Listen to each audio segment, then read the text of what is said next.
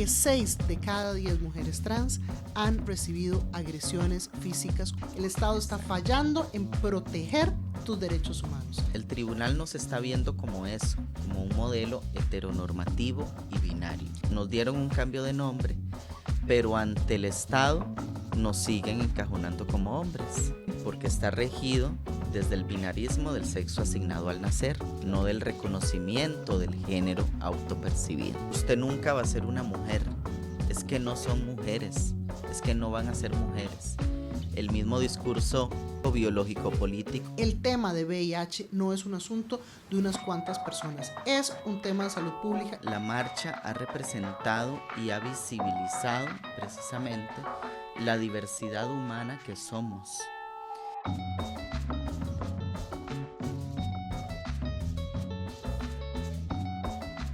Hola, muchas gracias por acompañarnos en un episodio más de Tenemos que hablar. Soy Maggie Salas, su anfitriona, y tenemos que hablar porque este es el mes del orgullo.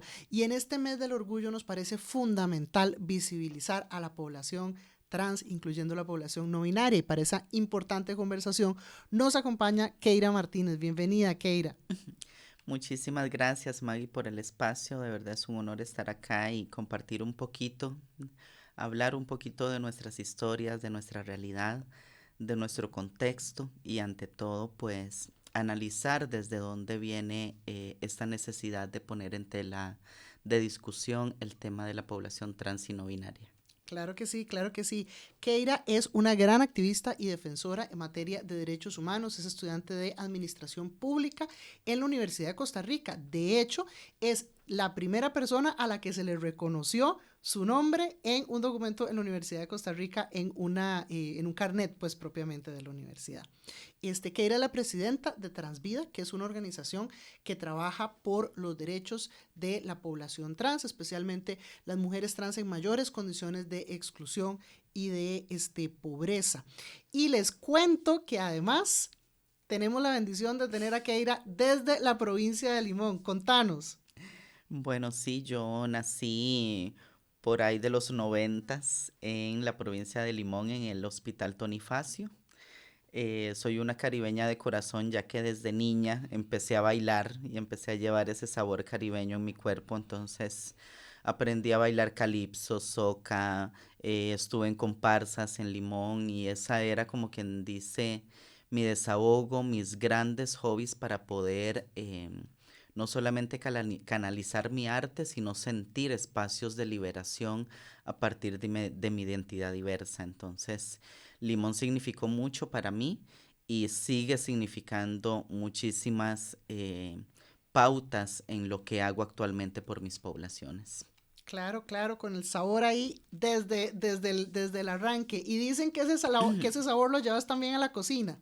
Exactamente, me hago mis rice and bean, me hago mis rondones, me hago mis pollos caribeños, me hago toda esta cuestión que lleva chilito panameño. Uy, ya Y me ese dio hambre. sabor. Entonces encantadísima de compartir con mis amigos, con mi familia, con todo ese tipo de costumbres y ese tipo de cultura, porque eso es una de las cosas que venimos a plantear también. El hecho de que somos trans no nos aleja de todas las realidades, de toda la cultura, de toda la tradición que nos marca como costarricenses. Claro que sí, claro que sí. Las mujeres trans son parte de la diversidad costarricense y las mujeres trans limoneses, por supuesto que también. En este mes del orgullo queremos hablar específicamente también sobre las mujeres trans. ¿Por qué? Porque la investigación nos dice que 6 de cada 10 mujeres trans han recibido agresiones físicas, continúan recibiendo violencia en la calle, una gran exclusión estructural que impide que muchas puedan acceder al trabajo, que sean expulsadas de sus casas en edades tempranas. Entonces, si quienes nos escuchan no están familiarizados con la realidad de las personas trans, queremos compartir un poco sobre el tema de que son una de las poblaciones más excluidas dentro de la población LGBTIQ+. Y conversemos un poquitito sobre algunas de esas exclusiones. Una es el tema educativo. ¿Qué es lo que sucede en materia educativa con la población trans? Contanos un poquito. Claro que sí. Bueno, empezando Por un contexto familiar que es precisamente el punto de inicio de la ruta crítica, la llamamos nosotras en Transvida, a la situación de las mujeres trans, específicamente de las mujeres trans, pero no es excluyente para las otras poblaciones que también forman parte de la sombrilla trans, como lo es la población no binaria y la población de hombres trans. Lo que pasa es que específicamente con las chicas, nosotras tenemos la particularidad de empezar a expresar nuestra feminidad desde edades muy tempranas. Por ejemplo, en mi caso y en el de muchas de mis compañeras empezamos a marcar esa diferencia inclusive desde los 4 o 5 años. Y eso es algo que la gente no se imagina. A mí me impresiona que muchas personas continúan creyendo que la identidad, la expresión de género, la forma de vestirse de una persona trans aparece hasta que tiene 18 o 20 años. Exactamente, y esa es una gran realidad que lamentablemente está invisibilizada en lo que es la niñez y adolescencia trans, porque yo como mujer trans hoy día, yo fui niña, yo viví mi infancia y gracias a Dios viví una infancia muy feliz. Viví mi adolescencia y en mi adolescencia fue cuando decido yo iniciar esa transición y no iniciarla por el hecho de que sencillamente me levanté un día y dije yo, ya, y voy a hacer mi transición. No, hubo todo un proceso primero de conocimiento, de saber qué era lo que me estaba pasando a mí como persona, luego de aceptación, o sea, de yo aceptar que soy una persona diferente, que soy una persona distinta y en tercer lugar que puedo cambiar, que puedo optar por distintas modificaciones corporales, hormonales, para poder afianzar esa feminidad que me representa como persona. Pero un trayecto largo, imagínate, de tus 4 años Exactamente, hasta el momento donde llegas a tener claridad de varios de esos elementos. exactamente. ¿Y qué es lo que sucede a nivel educativo? Bueno, que la educación es parte del proceso de la niñez y del Claro. proceso de la adolescencia como tal. Y lamentablemente cuando en estos procesos una como mujer trans expresa su identidad, recibe exclusión, recibe discriminación, recibe violencia, recibe agresión y recibe abusos. Y todo esto conglomera a una violencia estructural sistematizada que parte desde lo femenino, desde lo heteropatriarcal y desde lo heteronormativo, que es lo que siempre nos han enseñado que es el modelo, la estructura que siempre tenemos como sociedad. Entonces, Claro, vos estás ahí, tu familia te está expulsando y el sistema educativo también. Entonces no tenés red que te exactamente. proteja. Lamentablemente no hay redes de apoyo y aquí es donde muchas de nosotras pues salimos expulsadas del seno familiar. Claro. Porque al expresar esto y en la familia, al no haber un conocimiento, al no existir una expertise de cómo abordar a una persona en ese momento cuando está expresando su identidad diversa, ahí es donde lamentablemente hay un punto de inflexión y es donde empieza esa ruta crítica que nos marca la expulsión del sistema educativo y nos marca también el inicio, lamentablemente, de una ruta crítica que en la mayoría de los casos va a terminar en el comercio sexual. Claro. Y entonces, frente a esto, Transvida tiene un programa que se llama De las calles a las aulas, que, bueno, ya van a ser casi 10 años, 9, 10 años. Contanos un poquitito cómo empezó este programa. Bueno, precisamente empieza por la necesidad de que empezamos a sondear entre las compañeras qué nivel académico tenían.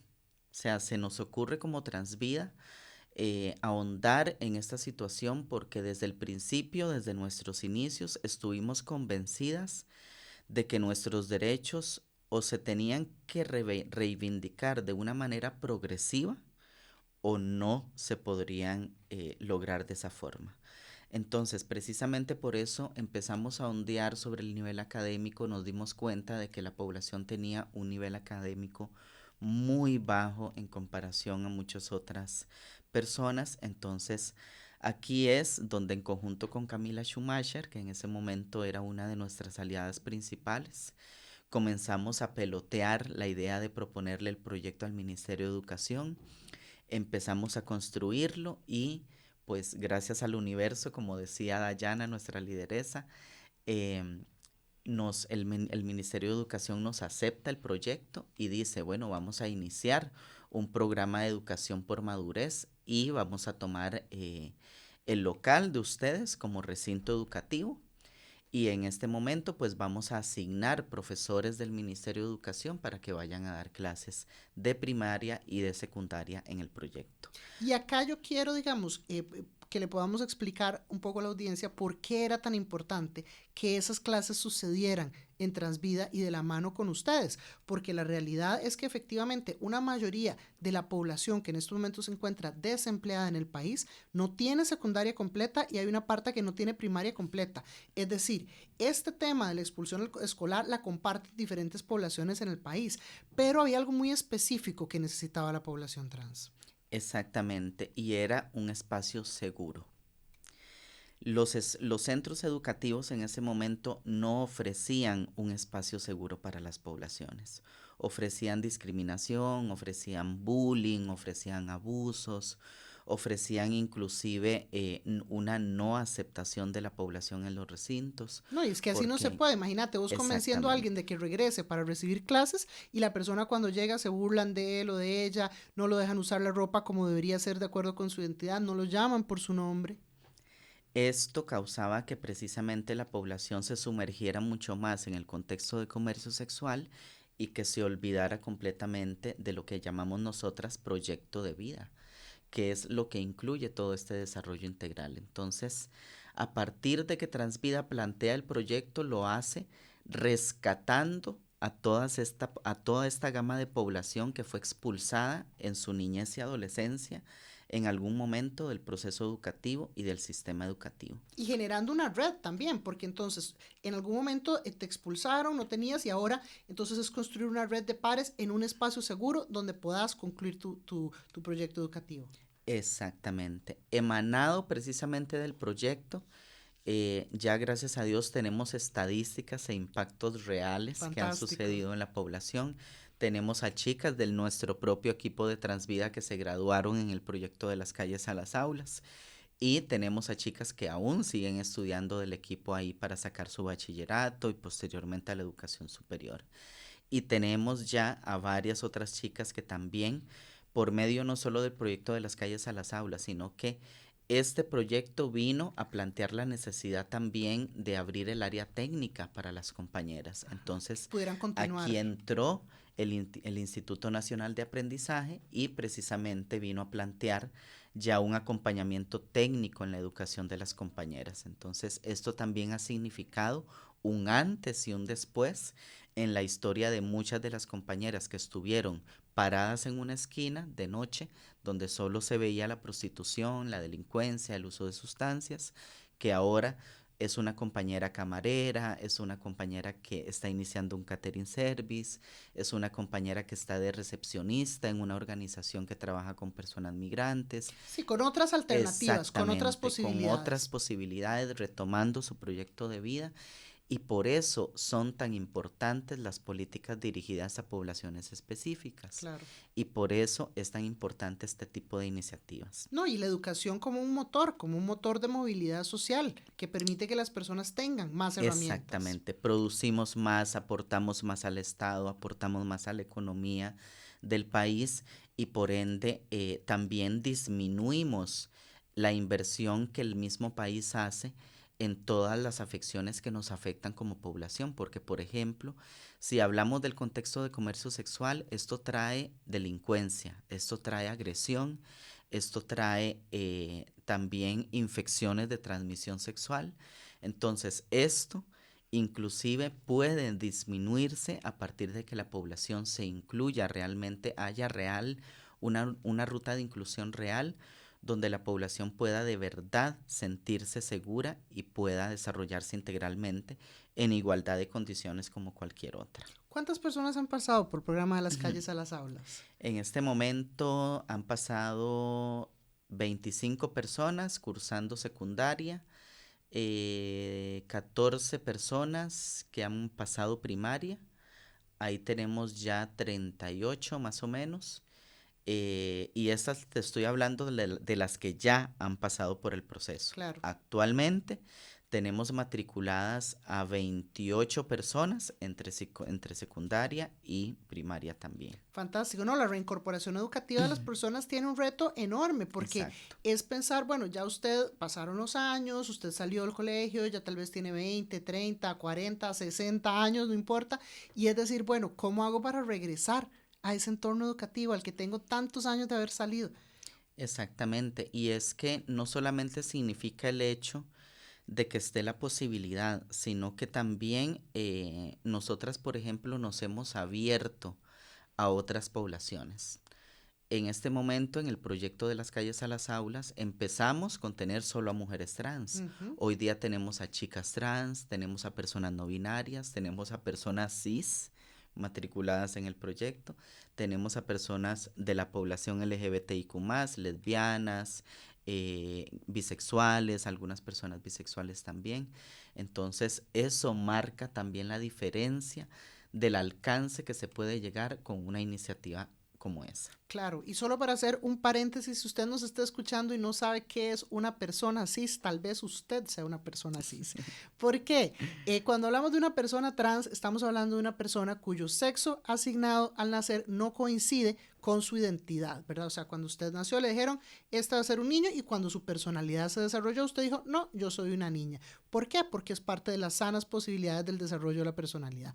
Si usted es una persona cis, el sexo asignado al nacer coincide con su identidad de género, es decir, usted le dijeron, usted va a ser un niño, y cuando usted se desarrolló su personalidad, usted dijo, sí, yo soy un niño. Entonces, cis y trans como dos elementos de ese continuum de identidad, porque vos mencionabas ahora también a la población no binaria, ¿verdad? Que es parte del espectro de lo trans también. Exactamente. Y bueno, como parte de digamos, de las discriminaciones que enfrenta la población trans, un eje central es el tema de identidad. Costa Rica logró el reconocimiento del nombre de las personas trans, pero no ha logrado moverse en el reconocimiento propiamente de la identidad de género, del marcador. Tal vez contarnos un poquito sobre el impacto que tiene esto en la vida de las personas trans. Exactamente. Bueno, empezar por decir que la opinión consultiva pues nos vino a dar un respiro a la población en cuanto a lo que fue el cambio de nombre, porque era un trámite judicial el que teníamos que pasar las personas trans para poder hacer este cambio antes de que viniera la resolución de la OCE 2417, y esto nos limitaba precisamente a validar ante personas y que fuera la decisión subjetiva de esa persona sobre mi identidad la que dijera si yo tenía la potestad o no del cambio de nombre. Exponiendo a más violencia a la población. Exactamente. En definitiva, una exposición total a una... O sea, es como que si me estuvieran acusando de no ser lo que yo soy. Claro. Algo así por el estilo para que nos puedan entender.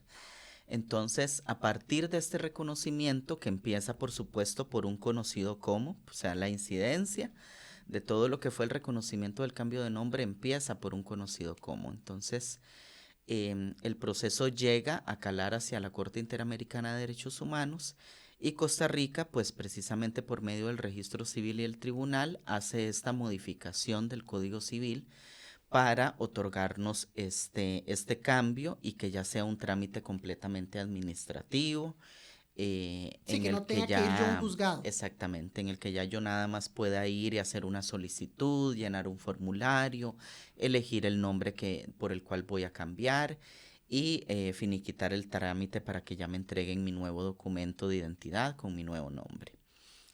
Sin embargo, la opinión consultiva lo que plantea es un reconocimiento integral de los documentos de identidad y de la partida, o sea, de los documentos de identidad desde la concepción de la persona hacia el estatus actual, que precisamente es el contexto actual de la mayoría de edad de muchas de las personas. Y es aquí donde entra también el tema de las personas menores de edad, porque precisamente lo que la opinión plantea o más bien la recomendación específica que le hace a la institucionalidad encargada de este tema en el país, es que realice las modificaciones o las medidas necesarias para garantizarnos a las personas trans ese reconocimiento. ¿Qué es lo que hace el registro civil? Bueno, precisamente hacer un atol muy rico con el cambio de nombre, ¿verdad? Y decirnos, bueno, esto es lo que le podemos dar a la población como medida o acatamiento de la recomendación vinculante de la Corte. Claro que como bien decís, es un avance, pero se queda a medio camino. Exactamente. ¿Y por qué? Porque esto se da, volvemos al mismo modelo heteronormativo y binario. El tribunal nos está viendo como eso, como un modelo heteronormativo y binario. Y aquí esto, digamos, lo que quiere decir cuando decimos heteronormativo es de una sociedad que asume que todas las personas son heterosexuales, y binario de una sociedad que asume que en esa sociedad, aparte de que todas las personas son heterosexuales, solo existen hombres y mujeres. Exactamente. Entonces, esto nos coloca en una posición donde tenemos que acoplarnos al modelo del binarismo, de esta dicotomía. O sea, nos acoplamos al modelo del hombre, ahí encajamos, o nos acoplamos al modelo de la mujer, donde ahí vemos si encajamos. Si esto se sale del parámetro, entonces no hay una medida contingente para lo que marca la opinión consultiva, que somos toda la población trans, donde hay personas no binarias, donde hay hombres trans y donde hay mujeres trans.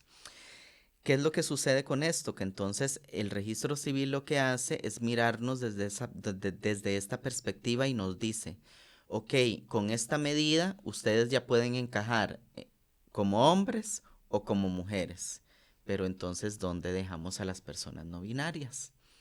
Es ahí donde interviene el reconocimiento del género, donde interviene el reconocimiento de los documentos de identidad desde la partida de nacimiento, donde precisamente intervenga un reconocimiento del género autopercibido.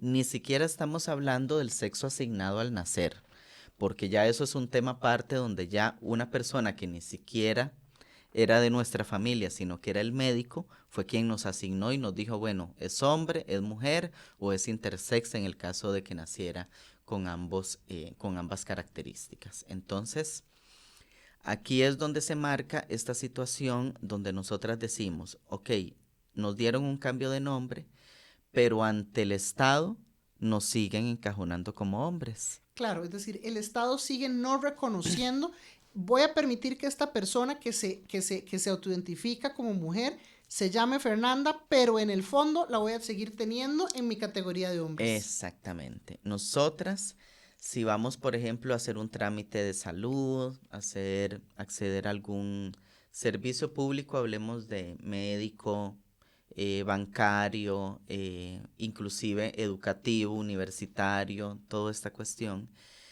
siempre va a salir masculino. Siempre se nos va a poner la categoría masculino. ¿Y por qué? Porque está regido desde el binarismo del sexo asignado al nacer, no del reconocimiento del género autopercibido. Es aquí donde precisamente si yo como mujer trans, por ejemplo, deseo postularme a un cupo de elección popular, por ejemplo, regidora, alcaldesa, diputada, tengo que hacerlo con mi sexo asignado al nacer.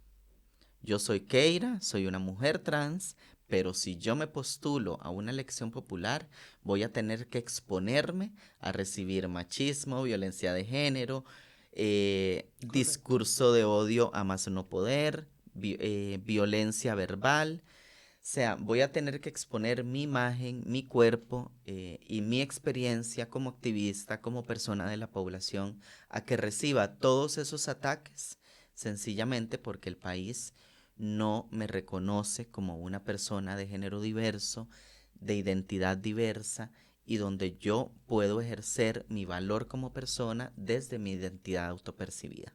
¿Y por qué? Porque el Estado está fallando en hacer su misión central, que es garantizar tu acceso a tus derechos humanos. El Estado está fallando en proteger tus derechos humanos. Y más bien el Estado está haciendo en este caso causa de violencia en contra tuya.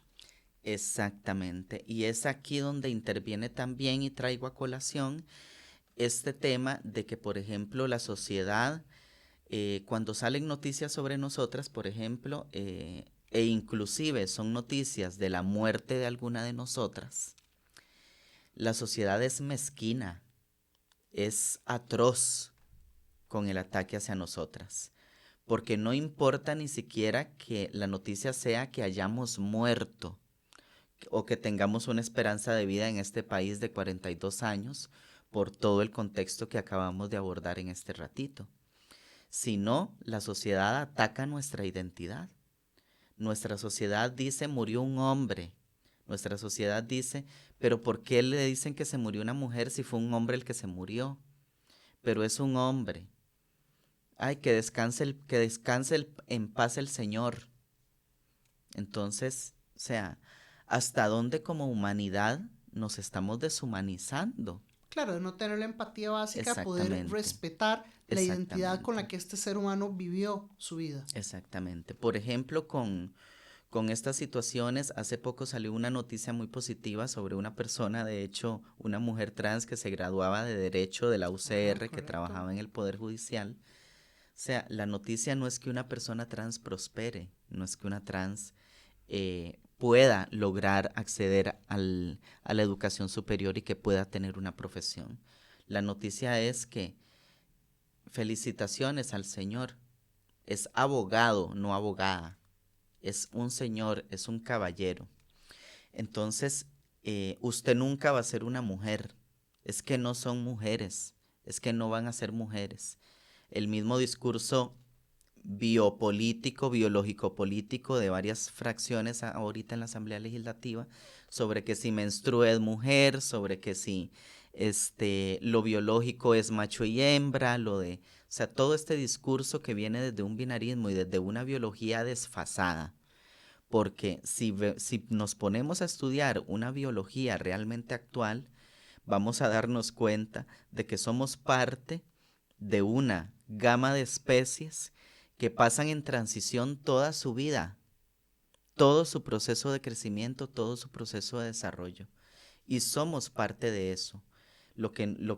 Hemos asumido es que no somos parte de eso, sino que sencillamente somos una raza privilegiada o una especie privilegiada o superior donde no nos suceden ese tipo de cosas que le suceden a las otras especies. Y eso que decís es central, porque en realidad muchas veces se utiliza pseudociencia para defender este presupuesto. La realidad es qué es lo que nos dice la ciencia y la ciencia biológica hoy en día.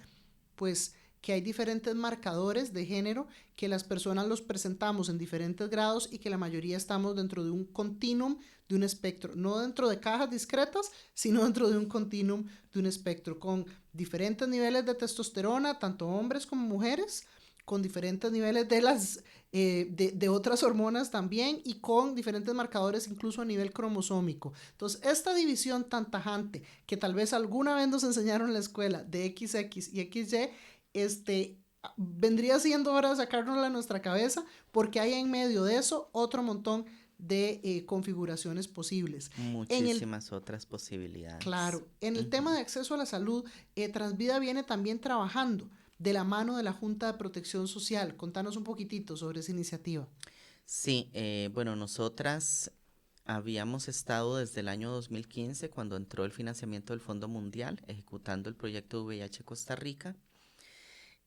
Nosotras en ese aspecto hemos venido afianzando muchísimas estrategias y ese financiamiento nos ayudó precisamente a abrir puertas a nivel institucional y a conseguir muchísimos de los convenios que tenemos ahora, muchas de las directrices e iniciativas que fueron clave en la promoción de toda esta ejecución, como lo fue el mismo programa de efectividad y el protocolo del bullying del MEP. Claro, es que Costa Rica ha venido a lo largo de las décadas por vía, digamos, de la presión de organizaciones sociales, avanzando en iniciativas que permitan la protección de derechos de la población LGBTIQA+. Exactamente, y en eso interviene no solamente el trabajo articulado con las instituciones, sino con el mismo poder ejecutivo directamente, porque de ahí se emana, por ejemplo, el decreto 38999, que vino a crear por primera vez comisiones en las instituciones que trabajaran con nosotras y demás.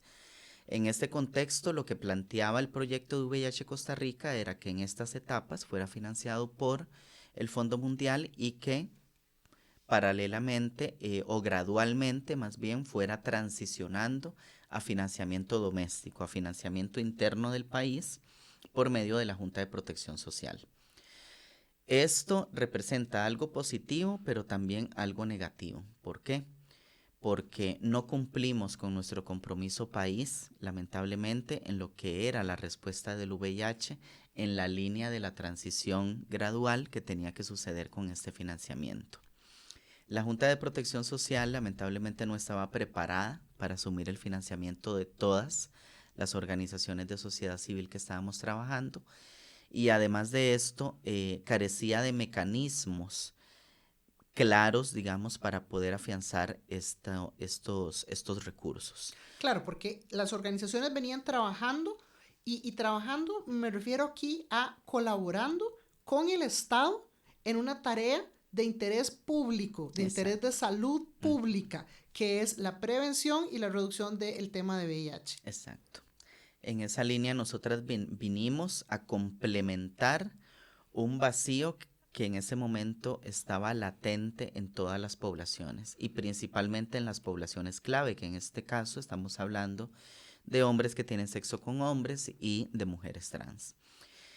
Con el proyecto y este financiamiento nosotras fuimos, como quien dice, o hemos sido una organización superviviente en todo este proceso porque lamentablemente las organizaciones que empezamos en el proyecto del Fondo Mundial, varias de esas organizaciones hoy ya no existen, claro, están cerradas precisamente por toda esta situación burocrática, administrativa, política, gubernamental en que se ha asumido toda esta cuestión de los recortes de financiamiento, del plan fiscal, de la reforma fiscal, de esta cuestión del poder ejecutivo representado por Chávez en esta situación de eliminar completamente el interés hacia los temas sociales, hacia la inversión social y cortar definitivamente a las instituciones en esos aspectos. Estamos hablando de la administración que ha hecho la menor inversión social en los últimos 10, 15 años. O sea, un gobierno que ha venido recortando el presupuesto y también esto golpea a sector LGBTIQ+, que a veces pensamos que un tema no tiene que ver con el otro, tiene todo que ver, porque el gobierno ha venido reduciendo presupuesto de inversión social, pero también asfixiando económicamente a las organizaciones LGBT. Y en esta línea también podemos mencionar de que no solamente la Junta de Protección Social, sino otras instituciones que acuerpaban y que venían dando seguimiento al proyecto, como es la Defensoría de los Habitantes, el mismo INAMO, que es una institución clave en el reconocimiento de las identidades trans en el país. Hoy, por medio de su ministra, su jefa de despacho, es totalmente en la línea de transfobia con nosotras y en esta línea, digamos, de negación de derechos y negación del trabajo conjunto entre nosotras. Y esto es gravísimo porque estamos hablando de la institución que protege los derechos de las mujeres, se niega a reconocer los derechos de las mujeres trans y a proteger y promover esos derechos como parte del trabajo amplio que debe hacer de protección de los derechos de las mujeres. Exactamente. Y antes de mencionar también algo muy importante en esta línea del INAMO, en lo que es la Junta de Protección Social, nosotras en este momento, el proyecto que se debió aprobar en enero de este año, que precisamente corresponde a la ejecución del año pasado, porque venimos con la ejecución de un atraso de un año del proyecto. Ese proyecto se debió de aprobar en enero y estamos hoy día acá en junio y ese proyecto no se ha aprobado. Claro, y por eso, bueno, la organización se ve obligada a desarrollar otras estrategias para buscar sostenerse. Y en esto no solamente en esta ocasión estamos Transvidas, sino que ahora hay otras organizaciones también que estamos optando por estos recursos, como lo es IRCA Casa Abierta, como lo es Cuenta Conmigo, Vida, y creo que Positives también. Entonces ya somos otra vez varias organizaciones las que estamos optando por estos recursos. ¿Y por qué? Porque el trabajo de pares que se hace desde las organizaciones en el acompañamiento a las poblaciones clave es esencial en el logro de la respuesta nacional y es esencial en el logro de los objetivos de la cascada 959595, que esta cascada precisamente lo que plantea es el logro o superación de la epidemia del VIH, donde el 95% de las personas que son diagnosticadas puedan alcanzar, saber que están o no positivas en VIH. Que de esas 95 diagnosticadas, 95% sean adherentes al tratamiento. Que de ese 95% de personas adherentes al tratamiento, el 95% llegue a alcanzar la supresión viral.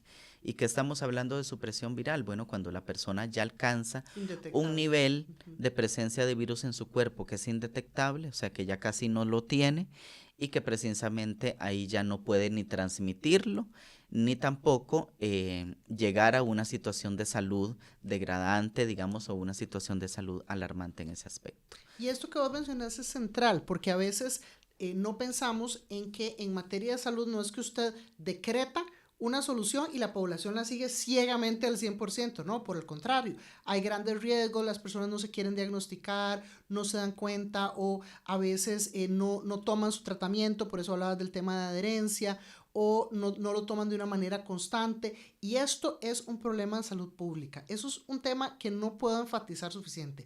El tema de VIH no es un asunto de unas cuantas personas, es un tema de salud pública y como país nos debe interesar movilizar los recursos y facilitar. Más bien las organizaciones estaban colaborando con el Estado en poderle llegar a poblaciones a las que el Estado típicamente le cuesta mucho llegarle. Es lo mismo que con el tema de las calles a las aulas.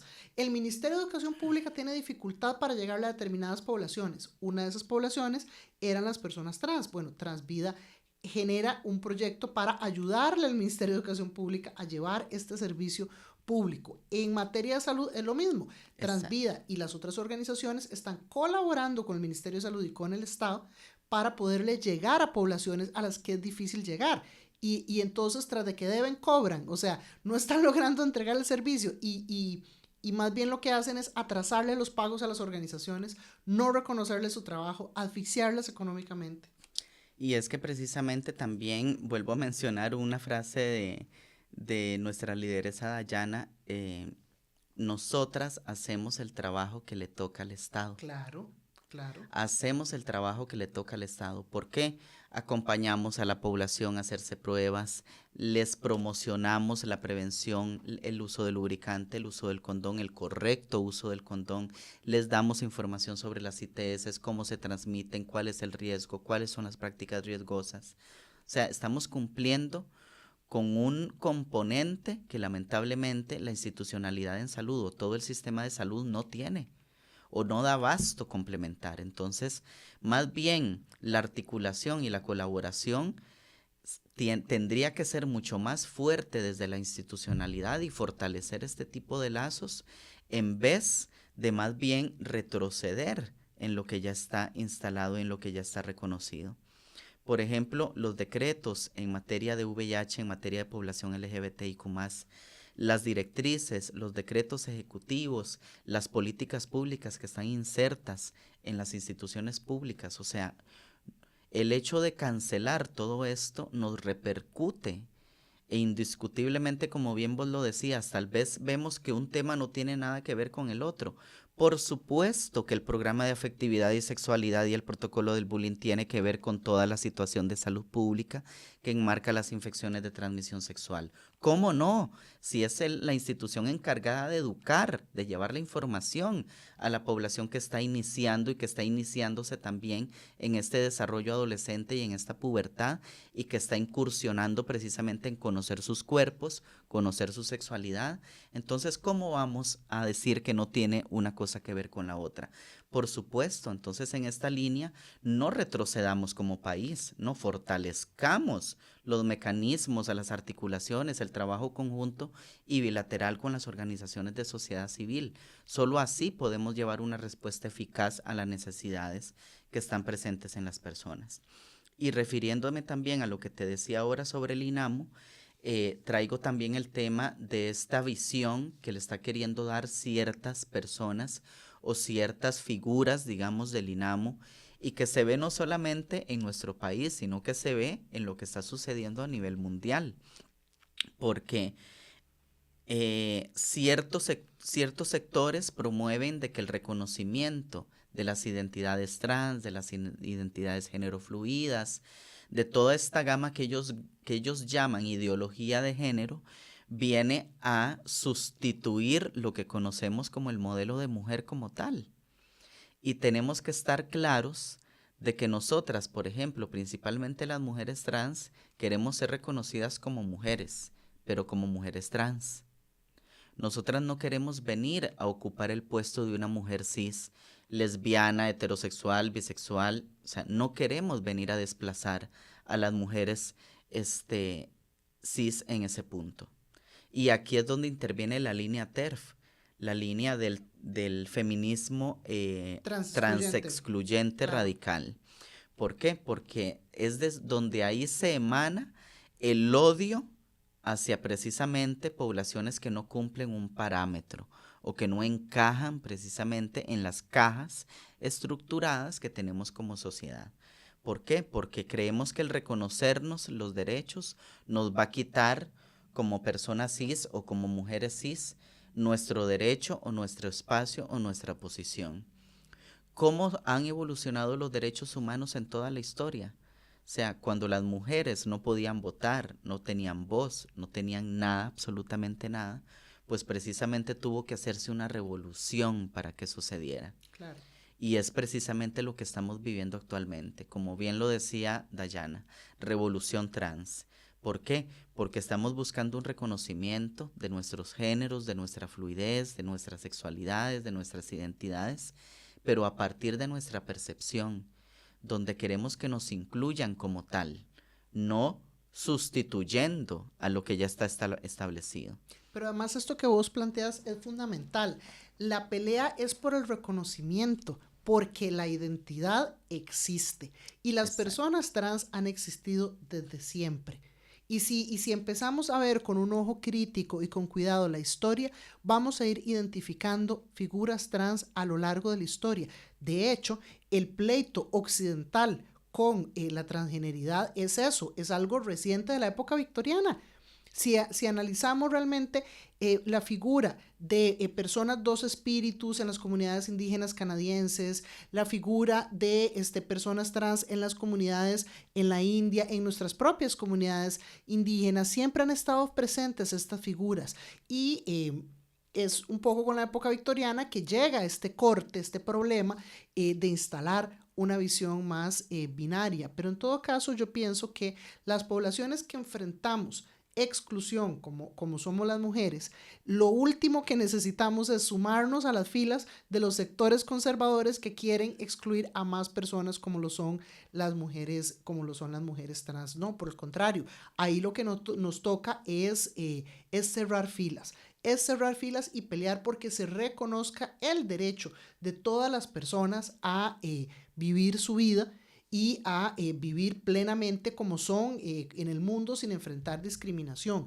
Y hablando de este tema de vivir plenamente, estamos cerca de la marcha del 29 de junio.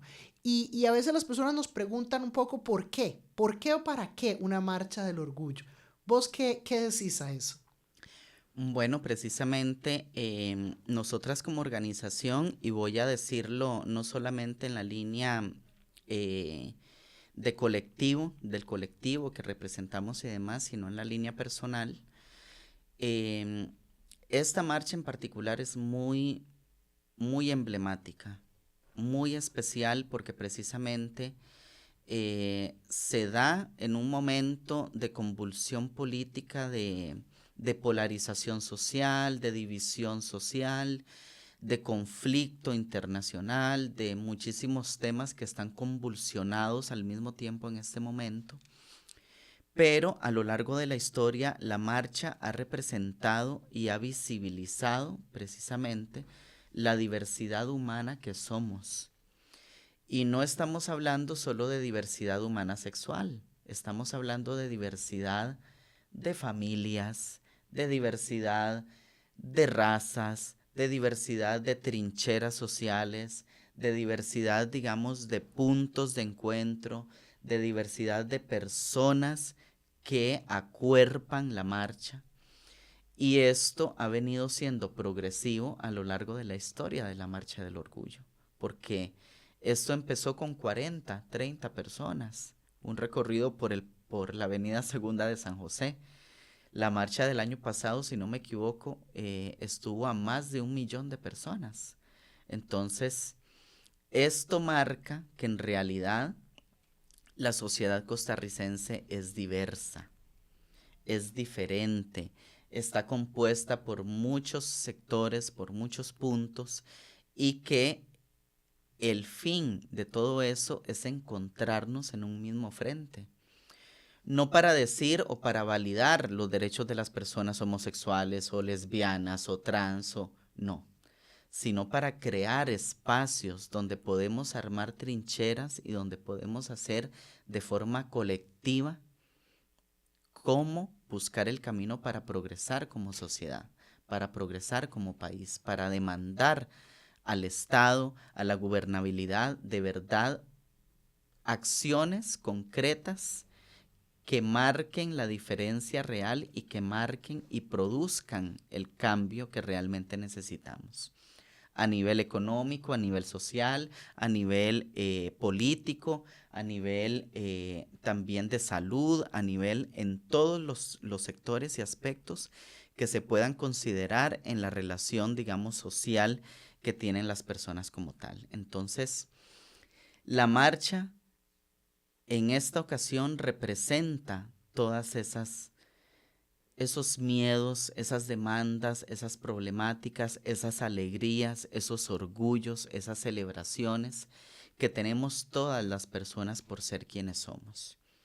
Y no es precisamente una marcha del orgullo donde comúnmente, como se han visto en otros momentos, sea sencillamente un desfile de disfraces o un desfile donde la gente vaya medio desnuda o un desfile donde vaya... No, es un desfile donde se valida la libertad de expresión, donde se valida la libertad de expresión de género, donde se validan las identidades, donde se validan las orientaciones, y no solamente las homosexuales, las bisexuales, las pansexuales, se validan las heterosexuales también, porque son parte de la diversidad. Entonces, creo que la marcha de este año precisamente tiene esa connotación de convocatoria hacia personas que inclusive no están alineadas con los derechos diversos o con los derechos de la población diversa, sino que estemos alineados en una situación de contexto actual, mundial, nacional, que nos exige analizar a dónde queremos ir como sociedad y a dónde queremos visualizar a Costa Rica en esa línea de nuestro pensamiento. Entonces, invitarles no solamente a que sean parte de la marcha, sino que sean parte de un pensamiento más progresivo, de un pensamiento más justo a nivel social y de un pensamiento político, gubernamental, donde podemos trascender a ser una sociedad realmente inclusiva, donde se validen y se promuevan las condiciones y las oportunidades para todas las personas.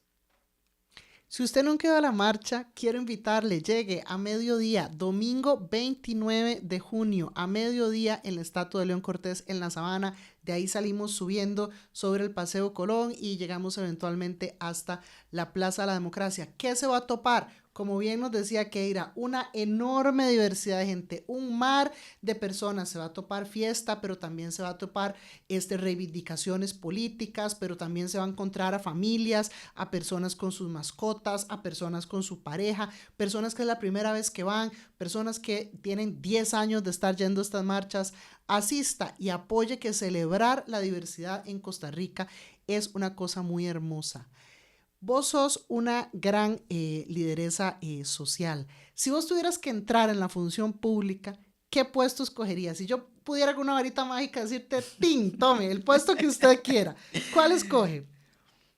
Bueno, creo que ahí desde mi posición como activista, en ciertos momentos he analizado y creo que puedo responder eso en 2 líneas. En la línea de lo que es necesario y en la línea de lo que a mí me gustaría. O sea, el deber ser y lo que me toca. Exactamente. ¿Por qué? Porque si vos me preguntas qué me gustaría, generalmente a mí me gustaría ser ministra del INAMU. Listo. Ser ministra de la condición de la mujer. Ese sería mi sueño ideal. O sea, llegar al INAMU, enfrentarme con una responsabilidad de esta envergadura y a partir no solamente del hecho de que sea una mujer trans la que llegue a eso, sino desde el hecho desde que creo que desde el conocimiento que tengo como activista, la unión entre los diferentes colectivos, los diferentes frentes, los diferentes conjuntos, así tengamos pensamientos distintos, es lo que construye algo más sólido para poder disfrutar de eso, en esa línea. ¿Qué es lo que me toca o qué es lo que es necesario? Definitivamente necesitamos representatividad en la Asamblea Legislativa. O sea, en todos los puntos la población trans no va a lograr avanzar en un reconocimiento pleno si no tenemos representatividad en la Asamblea Legislativa. Entonces, ¿qué irá diputada? Ese es un punto radical, digamos, que tenemos como población.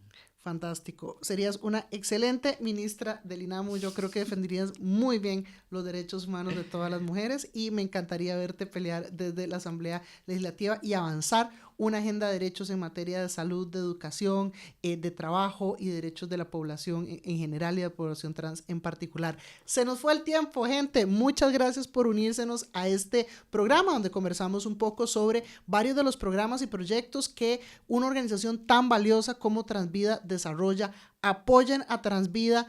Desde su página en Instagram pueden hacerle una transferencia por Simpes y pueden apoyar económicamente, asistan a sus actividades. Es una organización que hace un trabajo fantástico a favor de la población trans y de muchas otras poblaciones. Lleguen a la marcha, mediodía, Estatua de León Cortés desde La Sabana este domingo 29 de junio. Soy Maggie Salas, anfitriona de Tenemos que Hablar. Muchas gracias, acompáñenos en nuestros próximos programas. Gracias por escucharnos. No se pierda el próximo episodio de Tenemos que Hablar.